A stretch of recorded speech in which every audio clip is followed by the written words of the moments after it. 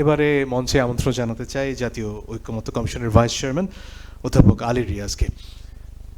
অধ্যাপক আলী রিয়াজ, এই গোটা ঐক্যমত্য তৈরির যে প্রক্রিয়া, সেখানে সবচেয়ে গুরুত্বপূর্ণ মানুষদের একজন, তার কাছ থেকে শুনতে চাইব আমাদের এই প্রস্তাবগুলো সম্পর্কে তিনি কি ভাবছেন। নাগরিক কোয়ালিশনের পক্ষ থেকে আয়োজিত আজকের অনুষ্ঠানে উপস্থিত হতে পেরে আমি অত্যন্ত আনন্দিত। আমাকে আমন্ত্রণ জানানোর জন্য আন্তরিকভাবে আমি ধন্যবাদ জানাই। প্রথমেই এখানে আমি যে দাঁড়াতে পেরেছি, আপনারা যারা আসতে পেরেছেন, তার যে কারণ, যাদের কারণে, যাদের আত্মদানের কারণে, জুলাই আগস্টের গণ অভ্যুত্থানের কারণে আমরা এখানে আসতে পেরেছি, তাদের যে আত্মদান, সেই আত্মদানের প্রতি আমি আমার গভীর শ্রদ্ধা প্রকাশ করতে চাই। যে সম্ভাবনা তৈরি হয়েছে, শুধু সংবিধান নয়, একটি নতুন রাষ্ট্র কাঠামো গঠনের যে সম্ভাবনা জায়গাটা তৈরি হয়েছে, সেটার প্রথম, প্রধান এবং অন্যতম কারিগর হচ্ছে গত 16 বছর ধরে যারা একটি ফ্যাসিবাদী শাসনের বিরুদ্ধে লড়াই করেছেন, বিশেষ করে যারা জুলাই আগস্টে গত বছরে প্রাণ দিয়েছেন, আহত হয়েছেন, তাদের কাছে আমাদের কৃতজ্ঞতা, তাদের কাছে আমাদের দায় হচ্ছে একটি নতুন রাষ্ট্র গঠনের চেষ্টা করা। সে জায়গার থেকেই আসলে নাগরিক কোয়ালিশনের প্রস্তাবগুলোকে আমি বিবেচনা করি। নাগরিক কোয়ালিশনের পক্ষ থেকে যে 7টি প্রস্তাবের কথা বলা হয়েছে বা এজেন্ডার কথা বলা হয়েছে, তার আগে 3টি নীতির কথা বলা হয়েছে। এর মধ্যে সংবিধানে ক্ষমতাসীনদের কারসাজি থেকে মুক্ত রেখে গণতান্ত্রিক প্রক্রিয়ায় সকল নাগরিকের সমান সুযোগ নিশ্চিত করা, সাংবিধানিক ও জবাবদিহিতা নিশ্চিতকারী প্রতিষ্ঠানগুলোতে নিরপেক্ষ নিয়োগের মাধ্যমে নির্বাহী বিভাগের উপর কার্যকর নজরদারি নিশ্চিত করা, ক্ষমতার কেন্দ্রীকরণ রোধে প্রাতিষ্ঠানিক ভারসাম্য ও জবাবদিহিতা প্রতিষ্ঠা করা। যদিও এখানে উপস্থিত আইন উপদেষ্টা এবং পরবর্তী সময়ে বিএনপি নেতা সালাউদ্দিন সাহেব বিচার বিভাগ নিয়ে কিছু প্রশ্ন তুলেছেন, তারপরে আমি মনে করি যে চতুর্থটা হচ্ছে বিচার বিভাগের স্বাধীনতা নিশ্চিত করা।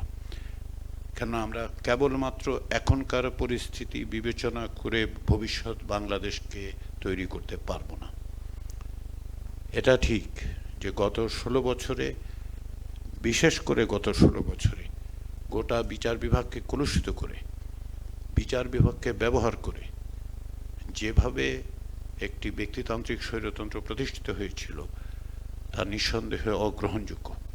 কিন্তু তার অর্থ এই নয় যে আপনি একটা রাষ্ট্র কাঠামো গঠন করতে পারবেন যে রাষ্ট্র কাঠামোতে নাগরিকের সুরক্ষার জন্য, তার যাবার জায়গা হিসেবে, এবং যদি এক্সিকিউটিভের এক্সেসেস তৈরি হয়, তাকে প্রোটেক্ট করার জন্য আপনি বিচার বিভাগকে স্বাধীন এবং শক্তিশালী না করে অগ্রসর হতে পারবেন না। বেসিক যদি রাষ্ট্র হিসেবে বিবেচনা করি, আমাদেরকে যে কারণে 3টি অঙ্গের কথা বলা হচ্ছে, তার মধ্যে বিচার বিভাগের কথা বলা হচ্ছে এই কারণে যে আপনি যে কোনো জায়গায় যান, একটি প্রকৃত রিপাবলিক আপনি যদি করতে চান, গণতন্ত্রের মূল বিষয় যেটা, সেটা হচ্ছে নাগরিকের সাথে রাষ্ট্রের যে সামাজিক চুক্তি, সেটা যদি আপনি নিশ্চিত করতে চান, তাহলে আপনাকে স্বাধীন বিচার বিভাগ ছাড়া উপায় নেই। সেই বিচার বিভাগের হাতে কতটা ক্ষমতা থাকবে সেটা নিয়ে প্রশ্ন তুলছেন কেউ কেউ, নিঃসন্দেহে প্রশ্ন তোলাই যায়। কিন্তু বিচার বিভাগের স্বাধীনতা নিশ্চিত না করে, বিচার বিভাগকে নির্বাহী বিভাগের অতিরিক্ত ক্ষমতা প্রয়োগ বন্ধ করার জায়গায় না করে, কেবলমাত্র লেজিসলেটিভ বডি এবং এক্সিকিউটিভের উপর নিয়ন্ত্রণ আরোপ করে কোনো অবস্থাতেই আমার মনে হয় না যে একটি গণতান্ত্রিক সমাজ প্রতিষ্ঠা করা দরকার। আমার মাঝে মধ্যে সংশয় হয়, সন্দেহ হয়, সম্ভবত এটাও ঠিক যে একটা রিপাবলিকে আপনি করতে পারবেন না। অতিরঞ্জন শোনাবে, কিন্তু আমি মনে করি দুর্ভাগ্যজনকভাবে বাংলাদেশে এখন একটা রিপাবলিক তৈরির প্রচেষ্টা হচ্ছে। কারণ যেভাবে কাঠামোগুলোকে ধ্বংস করা হয়েছে, প্রথমত স্বাধীনতার পর থেকেই এগুলো ভয়াবহ দুর্বল ছিল, ভঙ্গুর ছিল, ক্ষয়িষ্ণু ছিল। পরবর্তী সময়ে 52 বছর ধরে ক্রমাগতভাবে প্রতিষ্ঠানগুলো ক্ষতিগ্রস্ত হয়েছে এবং তারই পরিণতি হিসেবে আমরা দেখতে পেয়েছি যে খুব সহজেই একটি ব্যক্তিতান্ত্রিক স্বৈরতান্ত্রিক ব্যবস্থা প্রতিষ্ঠা করা গেছে। কেউ কেউ প্রশ্ন তোলেন, সঙ্গত কারণে প্রশ্ন তোলেন যে 72-এর সংবিধানে যদি এই হবে তাহলে আগের ক্ষেত্রে 16 বছরের আগে কেন ফ্যাসিবাদী শাসন তৈরি হলো না? তাহলে সম্ভবত 72-এর সংবিধানের মধ্যে সবকিছু উপাদান নেই। অবশ্যই নেই, সবকিছু নেই, কিন্তু আপনি সংবিধানে এমন ব্যবস্থা করেছেন, সংবিধানের মধ্যে এমন ব্যবস্থা আছে যেখানে নির্বাহী বিভাগের উপর কোনো রকম জবাবদিহিতার ব্যবস্থা নেই, প্রধানমন্ত্রীর হাতে অসীম ক্ষমতা দেওয়া হয়েছে। সেক্ষেত্রে এটা অনিবার্য ছিল যে একটা ফ্যাসিবাদী শাসন তৈরি হবে। এটা 1983 সালে, আত্মপ্রচার অর্থে বলছি না, 1983 সালে লিখিতভাবে আমি এই দাবি করেছিলাম যে বাংলাদেশে একটি সাংবিধানিক একনায়কত্ব প্রতিষ্ঠিত হবে। 1993 সালে প্রকাশিত একটি বই আমি বলেছি যে বাংলাদেশের সাংবিধানিক একনায়কত্ব প্রতিষ্ঠার পথ খোলা আছে। আমি একটা উদাহরণ দিই। 1991 সালে দ্বাদশ সংশোধনীর মধ্য দিয়ে বাংলাদেশ যখন পার্লামেন্টারি সিস্টেমে প্রবেশ করে তখন একটা ভয়াবহ কাণ্ড হয়েছে। 75 সাল থেকে, এবং সেটা চতুর্থ সংশোধনীর মধ্য দিয়ে রাষ্ট্রপতির হাতে যে অভাবনীয় ক্ষমতা দেওয়া হয়েছিল, সেই ক্ষমতার প্রত্যেকটা অংশ প্রধানমন্ত্রীর হাতে তুলে দেওয়া হয়েছিল। রাষ্ট্রপতির ক্ষমতা, প্রধানমন্ত্রীর ক্ষমতা এবং বাংলাদেশের রাজনৈতিক সংস্কৃতিতে ব্যক্তির আধিপত্য সব কিছু মিলেই এই 16 বছরের ফ্যাসিবাদী শাসন তৈরি হয়েছে। এবং এটাকে ফ্যাসিলিটেট করেছে দুটো জিনিস। একটা হচ্ছে সংবিধানের মধ্যে কোনো রকম আবারও বলি, কোনো রকম বাধা ছিল না একজন শেখ হাসিনা তৈরি হওয়ার। আরেকটা হচ্ছে বিচার বিভাগকে সম্পূর্ণভাবে করতলগত করে যেভাবে ব্যবহার করা হয়েছে তার পথটা সংবিধানের মধ্যেই ছিল এবং সেটাকে অতিরিক্তভাবে ব্যবহার করা হয়েছে। সেই কারণে আমি বলি, হ্যাঁ আপনারা বলেছেন, সেজন্য আমি আন্তরিকভাবে মনে করি যে আপনাদের ধন্যবাদ প্রাপ্য। আপনারা বলেছেন যে প্রধানমন্ত্রীর 2 মেয়াদের প্রশ্ন, আসলে 2 বারের প্রশ্ন। প্রধানমন্ত্রীর কোনো মেয়াদ নেই। ওয়েস্টমিনিস্টার স্টাইলে প্রধানমন্ত্রীর কোনো মেয়াদ নেই। তিনি 2 দিনও হতে পারেন, 5 বছরও হতে পারেন। পার্লামেন্টের মেয়াদ যতক্ষণ পর্যন্ত একজন মেজরিটি কমান্ড করেন, মেজরিটি আছে তার, ততক্ষণ পর্যন্ত। ফলে এই শব্দটা ব্যবহারের ক্ষেত্রে একটু আমাদের সচেতনতা দরকার। আমরা 2 বার বলছি না 2 মেয়াদ বলছি। কারণ আপনি যদি বলেন যে প্রধানমন্ত্রী মেয়াদ তো 5 বছর, আমি 6 মাসের জন্য হইলাম, এটা তো আর বিবেচ্য হবে না, তা নয়। সংবিধান সংস্কার কমিশন 2 বারের কথা বলেছে। জাতীয় ঐক্যমত্য কমিশনের সঙ্গে রাজনৈতিক দলগুলোর সঙ্গে আলোচনা হচ্ছে। সব আলোচনা এই মুহূর্তে বলা যাচ্ছে না, তার কারণ হচ্ছে একটা আলোচনার প্রক্রিয়া চলছে। আমি শুধু এইটুকু বলতে পারি যে জাতীয় ঐক্যমত্য কমিশনতে আলোচনায় রাজনৈতিক দলগুলো, অনেক রাজনৈতিক দল যথেষ্ট নমনীয়তা দেখাচ্ছেন। তারা একটা জাতীয় ঐক্যে পৌঁছতে চান, একটি জাতীয় সনদ তৈরি করতে চান, এ বিষয়ে সংশয় নেই।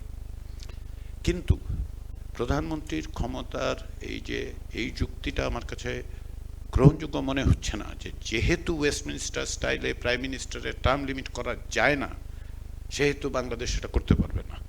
বাংলাদেশ তত্ত্বাবধায়ক সরকার ব্যবস্থা চালু করেছে। আমাকে কে বলতে পারবে যে এর আগে 1991 সালের আগে পৃথিবীর কোথায় তত্ত্বাবধায়ক সরকার ছিল? তত্ত্বাবধায়ক সরকার হওয়ার কথা হচ্ছে যে আগের গভর্নমেন্ট যেটা ইলেক্টেড হবে সেটাই ইন্টারিম গভর্নমেন্ট হিসেবে পালন করবে। 1972 সালে গণপরিষদ ভেঙে যাওয়ার পরে শেখ মুজিবুর রহমানের নেতৃত্বে একটি অন্তর্বর্তী সরকার 73 সালের নির্বাচন করেছিল। এটাই হচ্ছে স্বাভাবিক জিনিস, এটাই স্বাভাবিক। কিন্তু এটাই ওয়েস্টমিনিস্টার স্টাইলে এটাই হওয়ার কথা। আমরা তো সেটা পারিনি, আমরা তো ব্যর্থ হয়েছি। আমাদেরকে তো একটি তত্ত্বাবধায়ক সরকার ব্যবস্থা তৈরি করতে হয়েছে। তাহলে তাহলে একটা রাজনৈতিক বাস্তবতা এই প্রশ্নগুলো উঠছে এবং এই প্রশ্নগুলোকে আমাদের রাজনৈতিক বাস্তবতা হিসেবে বিবেচনা করতে হবে। উচ্চকক্ষের ক্ষেত্রে আপনাদের প্রস্তাবগুলোর মধ্যে একটা বড় জিনিস হচ্ছে যে উচ্চকক্ষের ক্ষমতা কতটা হবে। উচ্চকক্ষের প্রচুর ক্ষমতা দেওয়ার আমিও বিরুদ্ধে। উচ্চকক্ষের মূল দায়িত্বটা আসলে এক অর্থে মনিটরিং করা। এর বাইরে যতই আপনি এক্সপ্যান্ড করবেন ততই যেটা হবে ডুয়েল সেন্টার অফ পাওয়ার তৈরি হতে পারে। এই ডুয়েল সেন্টার অফ পাওয়ার তৈরি করার জায়গায় গেলে গভর্নেন্সের সমস্যা হবে। লোয়ার হাউসের কাছে আপনার গভর্নেন্সটা রাখতে হবে, শাসনের দায়িত্বটা থাকতে হবে যেখান থেকে প্রধানমন্ত্রী তৈরি হচ্ছে, অর্থাৎ লোয়ার হাউস থেকে। সেই জন্য সংবিধান সংস্কার কমিশন যে প্রস্তাবগুলো দিয়েছে সেখানে লক্ষ্য করলে দেখবেন যে আমরা আপার হাউসকে খুব বেশি ক্ষমতা দিইনি, কিন্তু একটা প্রোটেকশনের জায়গা তৈরি করেছি। আপনাদের প্রস্তাবগুলি নিয়ে আরও একসময় আমি আশা করি যে আরও ছোট আকারে বা সকলের সাথে টেবিলের একদিকে আরেকদিকে বসে কথাবার্তা আমরা বলতে পারবো। তবে যেটা সবচেয়ে গুরুত্বপূর্ণ সেটা হচ্ছে যে এই আলোচনাগুলো আপনারা পাবলিক ডিসকোর্সে আনার, জনগণের মধ্যে আনার যে ব্যবস্থাটা করেছেন সেই জন্য আপনাদেরকে শুধু ধন্যবাদ নয়, আমার কাছে মনে হয়েছে যদি এইখানে এই সুযোগে আমি জাতীয় ঐক্যমত্য কমিশনের একটি দায়িত্ব থাকার বিবেচনায় বলতে পারি, এইটা একটা বড় কাজ হচ্ছে।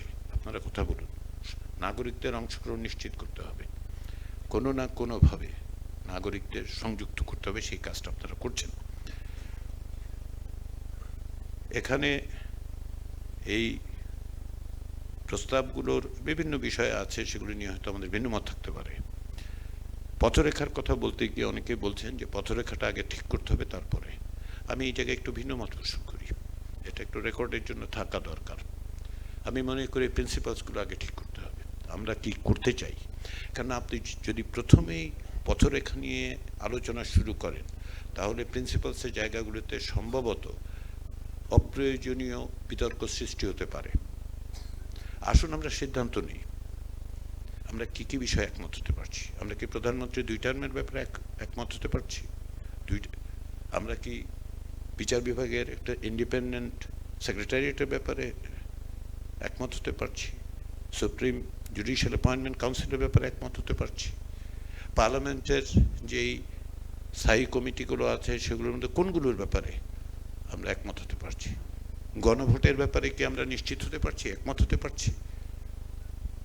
আমরা কি আপার হাউসে পিআরের পদ্ধতিটাতে একমত হতে পারছি? এনসিসি প্রতিষ্ঠার ব্যাপারে আপনারা এনসিসির বিষয়ে কিছু কিছু একভাবে সমর্থন করেছেন, ক্ষেত্র বিশেষে আপনাদের কিছুটা রিজার্ভেশন আছে, ওয়েলকাম। আপনারা রিজার্ভেশনটা দেখিয়েছেন, ভালো, আলোচনা হোক। এনসিসির লক্ষ্যটা যদি স্পষ্ট থাকে আমাদের কাছে, যে এনসিসিটা তারা করা হচ্ছে কেন, রাষ্ট্রের 3টি অঙ্গের প্রতিনিধিদের জাতীয় এবং রাষ্ট্রীয় স্বার্থে এক টেবিলে আনার ব্যবস্থা করতে হবে। এবং সেইখানেই আসলে আমরা বলেছি সংবিধান সংস্কার কমিশনের পক্ষ থেকে যে সেইখানেই আপনি ডিফেন্সের যে অ্যাপয়েন্টমেন্টগুলো দেয়া, কারণ হচ্ছে অন্যত্র যেটা হয়েছে অতীতে এগুলি ব্যক্তিগত পছন্দ দিয়ে নির্ধারিত হয়েছে। এখন আসুন সকলে মিলে আলোচনা করি, দরজাটা বন্ধ করে টেবিলের চারদিকে রাষ্ট্রের 3টি অঙ্গের প্রতিনিধিরা জাতীয় স্বার্থকে সামনে রেখে একত্রে বসতে পারবে। এনসিসির আইডিয়াটা হচ্ছে এই জায়গায়। সেখানে হয়তো ক্ষমতা, আপনি কিছুটা কমাতে চান, ভালো, কিন্তু একটা ফোরাম তৈরি করা দরকার যেখানে এই আলোচনাগুলো করা যাবে। রাষ্ট্রের স্বার্থ, জাতীয় স্বার্থ সমস্ত কিছুকে ট্রান্সেন্ড করবে এরকম একটা ফোরাম দরকার। ফলে আমি আপনাদের প্রস্তাবিত পথরেখা নিয়ে মন্তব্য করছি না, কেননা এটা একটু ভুল বোঝাবুঝি তৈরি হতে পারে। আমি এখন যে দায়িত্বে আছি সে কারণে আমি এই ভুল বোঝাবুঝিটা তৈরি করতে চাচ্ছি না। আমরা আলোচনা করছি রাজনৈতিক দলগুলোর সাথে, আলোচনার প্রাথমিক পর্যায়ের আলোচনা। আমি আশা করছি ঐক্যমত্য কমিশন আশা করে 15 তারিখের মধ্যে, মে মাসের 15-16 তারিখ, 15 তারিখ আমাদের লক্ষ্য, তার মধ্যে আমরা 15 মের মধ্যে শেষ করতে পারবো। তারপর আমরা দ্বিতীয় রাউন্ডের আলোচনায় যাব এবং সেখানে সম্ভবত আমরা পথরেখার বিষয়টা আলোচনা করতে পারবো, এটা আমি আশা করি। আমরা আশা করছি যে সেখানে পথরেখার বিষয়ে আমরা আলোচনা করতে পারবো। কিন্তু তার আগে ঐকমত্যের ভিত্তিটা কোথায়, কোন জায়গাগুলোতে আমরা একমত হচ্ছি সেগুলো চিহ্নিত করা দরকার। কিছু কিছু অংশে চিহ্নিত হয়েছে, কিছু কিছু বিষয়ে একমত আছে, কিছু কিছু বিষয়ে দ্বিমত আছে। আমরা আশা করছি আলাপ আলোচনার মধ্যে দিয়ে সেগুলো সম্পাদন করা যাবে। কিন্তু শেষ কথাটা আমি যেটা বলি, এটাকে আমরা জুলাই সনদ বলি, জাতীয় সনদ বলি, যেভাবেই বলি, সবচেয়ে বড় হচ্ছে রাজনৈতিক দলগুলোর কমিটমেন্ট থাকতে হবে। কমিটমেন্টটা বাইন্ডিং হতে হবে। নন বাইন্ডিং কমিটমেন্টের ব্যাপারে জনগণের আস্থা নেই। তার সবচেয়ে বড় কারণ হচ্ছে এই যে 1990 সালে এইরকম একটি লিখিত চুক্তিও শেষ পর্যন্ত রাজনৈতিক দলগুলো মানেনি। With due respect to political parties, রাজনৈতিক দলগুলোর সাথে আমি প্রত্যেক দিন আমাদেরকে কথাবার্তা বলতে হচ্ছে। আমরা বলবো, অবশ্যই বলবো, কারণ দেশ রাজনৈতিক দলগুলোই চালাবেন। ফলে কিন্তু নন বাইন্ডিং কোন রকম জাতীয় সনদ শেষ পর্যন্ত জনগণের আস্থা অর্জন করবে না। জনগণের আস্থা অর্জন করতে হলে রাজনৈতিক দলগুলোর কাছে এই সুযোগে আমি যদি আমাকে যেহেতু সময়টা দিয়েছেন, নন বাইন্ডিং এর জায়গায় বাইন্ডিং এগ্রিমেন্টের ব্যাপারে আপনারা ভাবুন। আপনারাই বলুন কিভাবে এটা বাইন্ডিং করা যেতে পারে, আপনারা বলুন। কারণ ঐকমত্য কমিশন বা অন্তর্বর্তী সরকারের বিষয়টা আমি জানি না। অন্তর্বর্তী সরকার, আমি যতদূর জানি, তাদের কোনো প্রপোজাল নেই, জাতীয় ঐকমত্য কমিশনের কোনো প্রস্তাব নেই। কিন্তু এটা কোনো অবস্থাতেই একটা জাতীয় সনদ তৈরি যথেষ্ট নয়। জাতীয় সনদকে বাইন্ডিং করতে হবে। আপনাদের কোনো না কোনোভাবে আপনারা বিবেচনা করুন, ভাবুন, নিশ্চিত করুন, যাতে করে জনগণের আস্থাটা থাকে। এত বড় আত্মদানের পর, এত মানুষের প্রাণ যাবার পর, 16 বছরের অভিজ্ঞতার পর যদি আমরা এই জায়গায় না আসতে পারি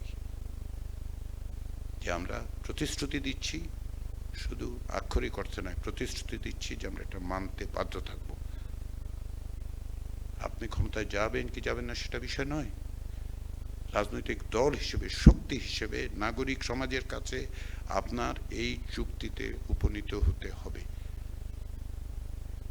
আমি এর কোন রকম অন্যথা হওয়ার সুযোগ দেখি না। আমি আশা করি রাজনৈতিক দলগুলো সেটা বিবেচনা করবেন। আমরা এক সময় আলোচনা করব কিভাবে সেটা করা যায়, কিন্তু আগে দরকার কি বিষয়ে আমরা ঐকমত্যে পৌঁছেছি সেটা নির্ধারণ করা। আবারও আমি একটু বেশি সময় নিলাম, সকলের কাছে আমি ক্ষমা প্রার্থী, উদ্যোক্তাদের কাছে বিশেষ করে। আশা করি আপনাদের এই প্রক্রিয়ার সঙ্গে আমরা জাতীয় ঐকমত্য কমিশনের পক্ষ থেকে যুক্ত থাকতে পারব, এবং যেখানে আমাদের প্রয়োজন হবে আমাদের ডাকবেন, আমরা উপস্থিত হব। আপনারা নাগরিক সমাজের পক্ষ থেকে যে উদ্যোগ নিয়েছেন, সেই উদ্যোগের জন্য জাতীয় ঐকমত্য কমিশনের পক্ষ থেকে আমি আবারও আপনাদের আন্তরিক ধন্যবাদ জানাই। ধন্যবাদ।